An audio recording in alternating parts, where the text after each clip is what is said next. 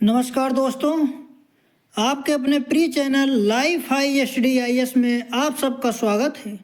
दोस्तों, आज हम लोग राजा महेंद्र प्रताप सिंह राज विश्वविद्यालय अलीगढ़ के बीएड फर्स्ट सेमेस्टर एग्जाम 2024-25 का पेपर 102 अर्थात समकालीन भारत और शिक्षा यानी कंटेम्परेरी इंडिया एंड एजुकेशन का फुल प्रैक्टिस सेट 9 हल करेंगे। दोस्तों, इस प्रैक्टिस सेट में समकालीन भारत और शिक्षा से जुड़े हुए 100 बहुत ही महत्वपूर्ण प्रश्नों को हम लोग हल करेंगे। दोस्तों, यदि आप लोग इस प्रैक्टिस सेट को कई बार रिवीजन करके तैयार कर लेते हैं तो आप लोगों को तमाम प्रश्न इसी प्रैक्टिस सेट से मिलेंगे। दोस्तों, प्रश्नों पर आने से पहले एक रिक्वेस्ट है, यदि चैनल को अभी सब्सक्राइब नहीं किए हैं तो प्लीज़ चैनल को सब्सक्राइब जरूर करें और वीडियो को अपने मित्रों तक शेयर करें ताकि ज़्यादा से ज़्यादा छात्र छात्राओं को लाभ मिल सके। साथ ही वीडियो को लाइक कमेंट करके अपनी प्रतिक्रिया जरूर दें। दोस्तों, पहला प्रश्न है, समाज का सामाजिक संबंधों का जाल है जो सदियों बदलता रहता है, यह कथन किसका है? ऑप्शन ए मैकाइवर एवं Page, option B Durkheim, option C Hegel, option D इनमें से कोई नहीं। इसका सही जवाब हो जाएगा ऑप्शन ए मैकाइवर एवं पेज। अगला प्रश्न है, पूर्वाग्रह का विकास घनिष्ठ रूप से संबंधित है, इसका सही जवाब हो जाएगा ऑप्शन ए सामाजिकरण से। दोस्तों, हम लोग सही ऑप्शन ही देखेंगे ताकि आप लोगों का समय बच सके, क्योंकि आप लोगों का एग्जाम नज़दीक है। दोस्तों, अगला प्रश्न है, समाजशास्त्रीय दृष्टिकोण के अनुसार पाठ्यक्रम होना चाहिए, इसका सही जवाब हो जाएगा ऑप्शन ए लचीला। अगला प्रश्न है, वैदिक कालीन शिक्षा का स्वरूप कैसा था, इसका सही जवाब हो जाएगा ऑप्शन बी वैदिक। अगला प्रश्न है, उच्च शिक्षा के लिए गुरुकुलों की व्यवस्था किस काल में की गई थी, इसका सही जवाब हो जाएगा ऑप्शन बी वैदिक काल में। दोस्तों, अगला प्रश्न है, मुस्लिम कालीन शिक्षा का मुख्य उद्देश्य था, इसका सही जवाब हो जाएगा ऑप्शन सी इस्लाम प्रचार, इस्लाम धर्म का प्रचार। मुस्लिम कालीन शिक्षा का मुख्य उद्देश्य था ऑप्शन सी इस्लाम धर्म का प्रचार। अगला प्रश्न है, उपसंपदा संस्कार संपन्न होना था, इसका सही जवाब हो जाएगा ऑप्शन डी मठ में 12 वर्ष अध्ययन करने के उपरांत। अगला प्रश्न है, हिंदू सेंट्रल कॉलेज की स्थापना किसने की, इसका सही जवाब हो जाएगा ऑप्शन बी एनी बेसेंट ने। अगला प्रश्न है, सामाजिक गतिशीलता किस प्रकार की अर्थव्यवस्था में सबसे अधिक होती है, इसका सही जवाब हो जाएगा ऑप्शन बी समाजवादी। सामाजिक गतिशीलता किस प्रकार की अर्थव्यवस्था में सबसे अधिक होती है, ऑप्शन बी समाजवादी। अगला प्रश्न है, भारत में पहला मुक्त विश्वविद्यालय कहाँ स्थापित हुआ, इसका सही जवाब हो जाएगा ऑप्शन डी हैदराबाद में। अगला प्रश्न है, नोट, भारत में पहली ओपन यूनिवर्सिटी की स्थापना 1982 में भीमराव अंबेडकर ओपन यूनिवर्सिटी हैदराबाद द्वारा की गई, जिसके बाद 1985 में भारत की संसद द्वारा राष्ट्रीय स्तर पर Indira Gandhi national open university की स्थापना की गई। अगला प्रश्न है, बौद्ध धर्म में समस्त दुखों से मुक्ति की अवस्था को कहा जाता है, इसका सही जवाब हो जाएगा ऑप्शन बी निर्वाण। बौद्ध धर्म में समस्त दुखों से मुक्ति की अवस्था को कहा जाता है, ऑप्शन बी निर्वाण। अगला प्रश्न है, भारतीय शिक्षा का महाधिकार पत्र किसे कहा जाता है, इसका सही जवाब हो जाएगा ऑप्शन ए वुड का घोषणा पत्र। भारतीय शिक्षा का महाधिकार पत्र किसे कहा जाता है, ऑप्शन ए वुड का घोषणा पत्र। अगला प्रश्न है, निम्नलिखित में से कौन सा शिक्षा आयोग नहीं है, इसका सही जवाब हो जाएगा ऑप्शन ए साइमन कमीशन। अगला प्रश्न है, केंद्रीय शिक्षा सलाहकार बोर्ड का गठन हुआ था, इसका सही जवाब हो जाएगा ऑप्शन सी 1920 में।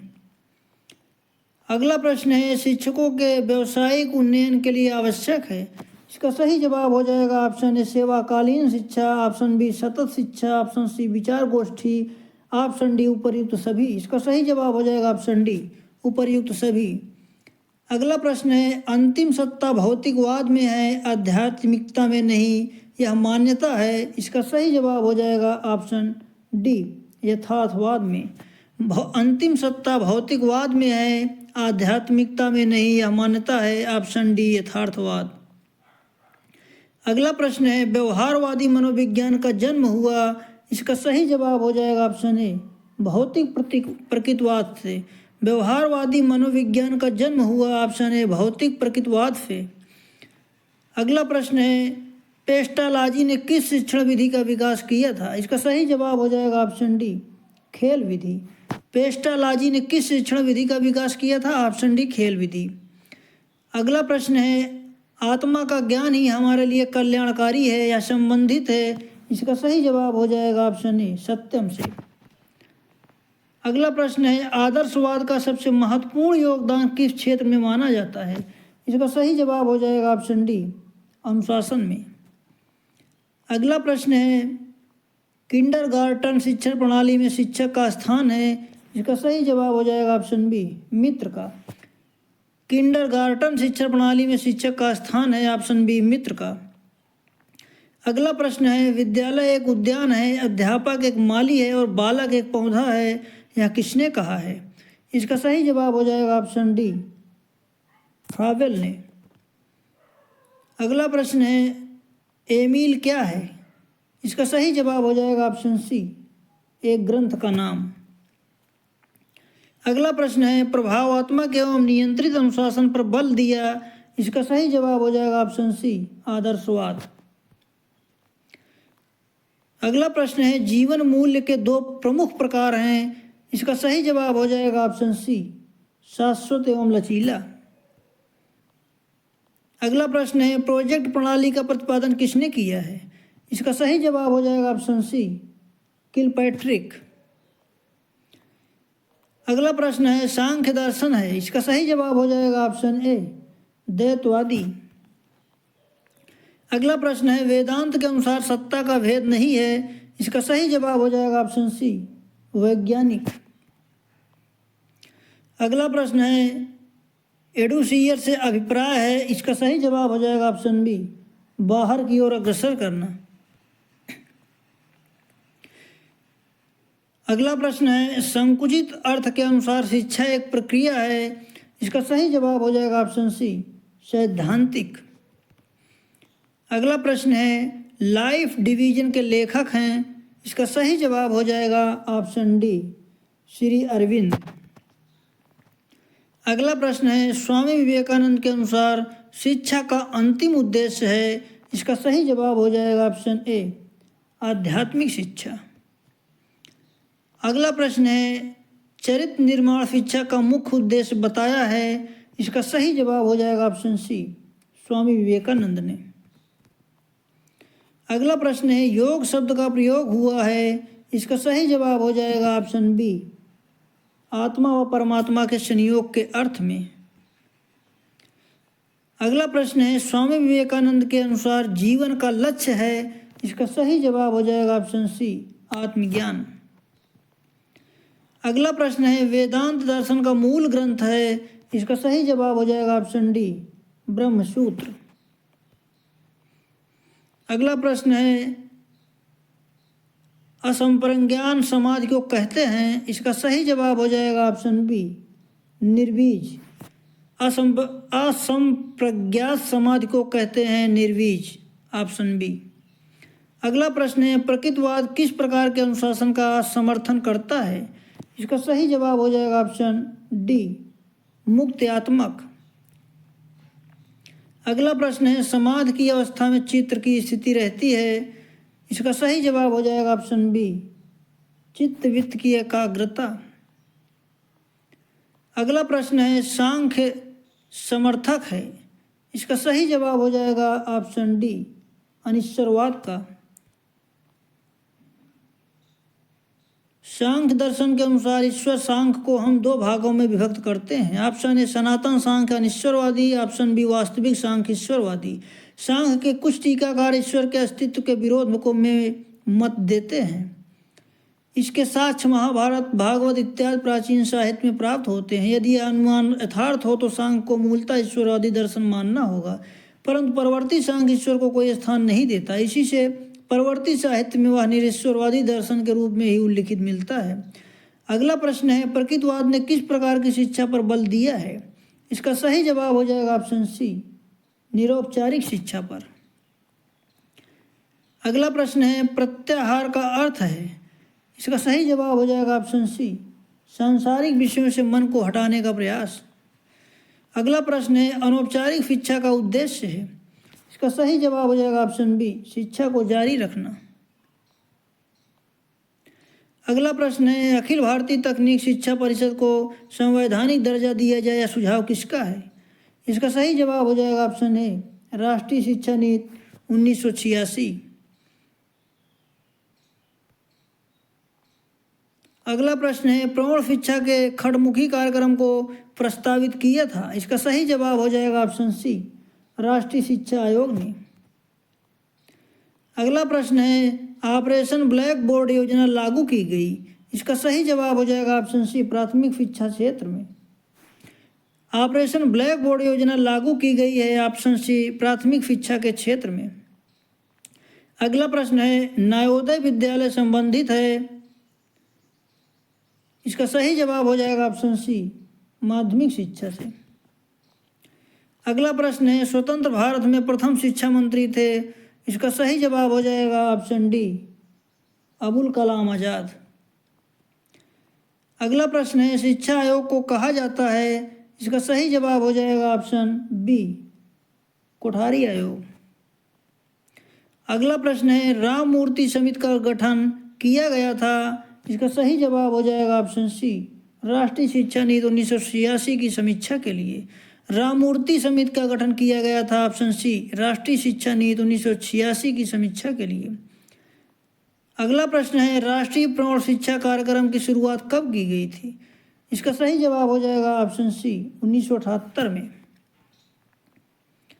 1978 में शुरू किया गया राष्ट्रीय प्रौढ़ शिक्षा कार्यक्रम भारत सरकार का एक प्राथमिकता कार्यक्रम था। इसका उद्देश्य 5 साल के अंत तक 35 मिलियन लोगों को साक्षर बनाना है। अगला प्रश्न है, शिक्षक भत्ता के स्तर में उन्नयन हेतु कार्य करती है? इसका सही जवाब हो जाएगा ऑप्शन डी, राष्ट्रीय शिक्षक शिक्षा परिषद। अगला प्रश्न है, सामाजिक एवं राष्ट्रीय एकता के लिए कॉमन स्कूल सिस्टम का सुझाव दिया था? इसका सही जवाब हो जाएगा ऑप्शन ए, संपूर्णानंद। अगला प्रश्न है, प्राथमिक शिक्षा के सार्वभौमिकीकरण का लक्ष्य प्राप्ति में मुख्य समस्या है? प्राथमिक शिक्षा के सार्वभौमिकरण का लक्ष्य प्राप्ति में मुख्य समस्या है। इसका सही जवाब हो जाएगा ऑप्शन ए, शिक्षा के समान अवसरों का अभाव। अगला प्रश्न है, राष्ट्रीय ज्ञान आयोग के अध्यक्ष हैं? इसका सही जवाब हो जाएगा ऑप्शन सी, श्री सैम पित्रोदा। अगला प्रश्न है, निम्न में शिक्षा आयोग का उद्देश्य कौन सा है? इसका सही जवाब हो जाएगा ऑप्शन डी, व्यक्तित्व का पूर्ण विकास। निम्न में शिक्षा आयोग का उद्देश्य कौन सा है? इसका सही जवाब हो जाएगा ऑप्शन डी, व्यक्तित्व का पूर्ण विकास। भारत में माध्यमिक शिक्षा का सबसे दुर्बल पक्ष है? इसका सही जवाब हो जाएगा ऑप्शन डी, शिक्षा का व्यवसायोन्मुखी का न होना। भारत में माध्यमिक शिक्षा का सबसे दुर्बल पक्ष है ऑप्शन डी, शिक्षा का व्यवसायोन्मुखी न होना। दोस्तों अगला प्रश्न है, गांधी जी के अनुसार साक्षरता है? इसका सही जवाब हो जाएगा ऑप्शन सी, शिक्षा का न प्रारंभ है न अंत है, केवल साधन है। अगला प्रश्न है, संविधान की धारा 45 का संबंध है?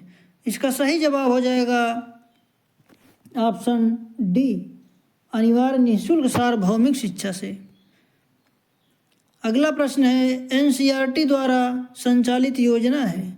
इसका सही जवाब हो जाएगा ऑप्शन ए, किसान साक्षरता योजना। ऑप्शन बी, प्रौढ़ साक्षरता योजना। ऑप्शन डी, भूमियाधार गामी योजना। ऑप्शन डी, उपर्युक्त सभी। इसका सही जवाब हो जाएगा ऑप्शन डी, उपर्युक्त सभी। अगला प्रश्न है, माध्यमिक शिक्षा पुनर्गठन समिति किसे कहा जाता है? इसका सही जवाब हो जाएगा ऑप्शन डी, राम मूर्ति समिति। माध्यमिक शिक्षा पुनर्गठन समिति किसे कहा जाता है? ऑप्शन डी, राम मूर्ति समिति। अगला प्रश्न है, दोस्तों इसको फिर से देख लेते हैं। माध्यमिक शिक्षा पुनर्गठन समिति किसे कहा जाता है? इसका सही जवाब हो जाएगा ऑप्शन ए, आचार्य नरेंद्र देव समिति।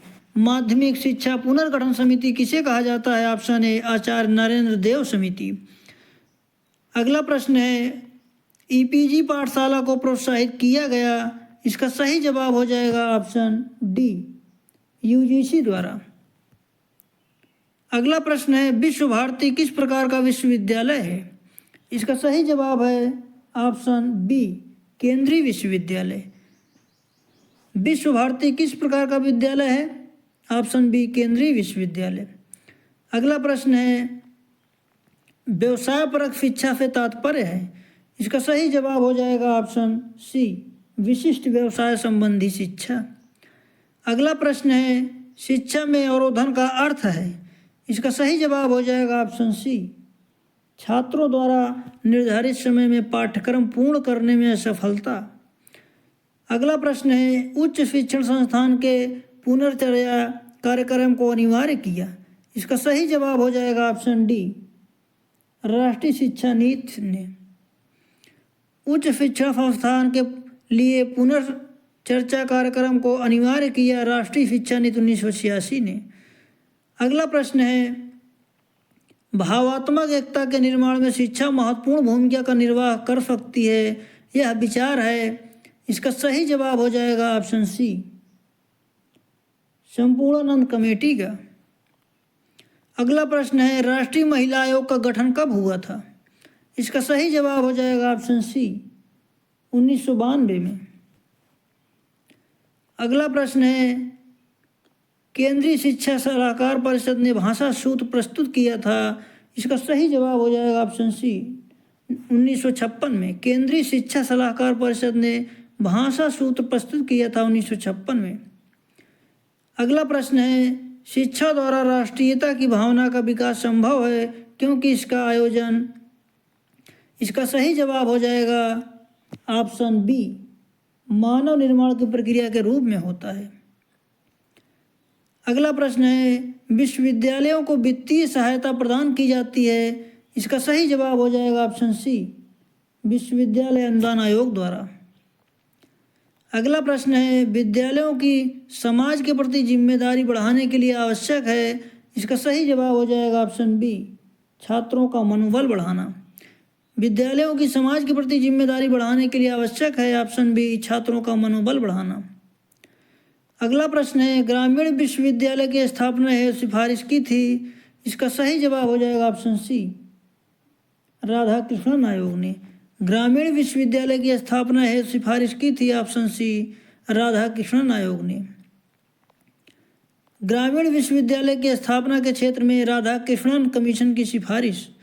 अगला प्रश्न है, निस्संदन या छनाई सिद्धांत के प्रतिपादक थे।